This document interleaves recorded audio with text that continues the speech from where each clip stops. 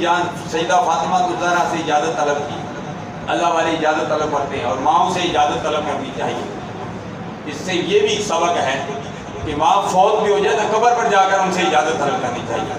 बाप फौत भी हो जाए कब्र पर जाकर इजाज़त तलब करनी चाहिए।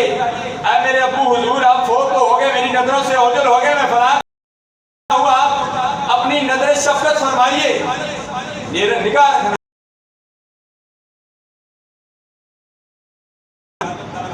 अपने नाना जान की मिजाज पर आ गए तो जिंदा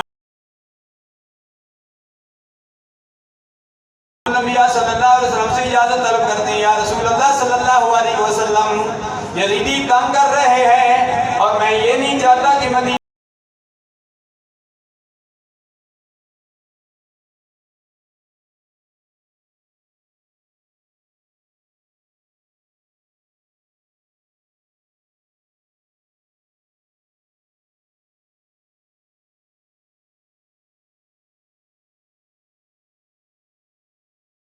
देश के लिए अल्लाह के प्यारे हबीब सजदा तवील कर दिया करते थे।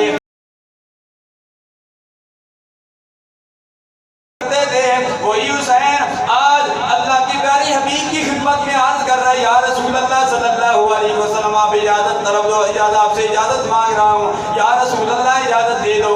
इजाजत मांगते मांगते हज़रत इमाम अली मकाम रज़ियल्लाहु तआला अन्हु की आग लग जाती है। क्या देखते हैं अल्लाह की प्यारे हबीब ने तहियत व सलात दुआ मांग रहे हैं।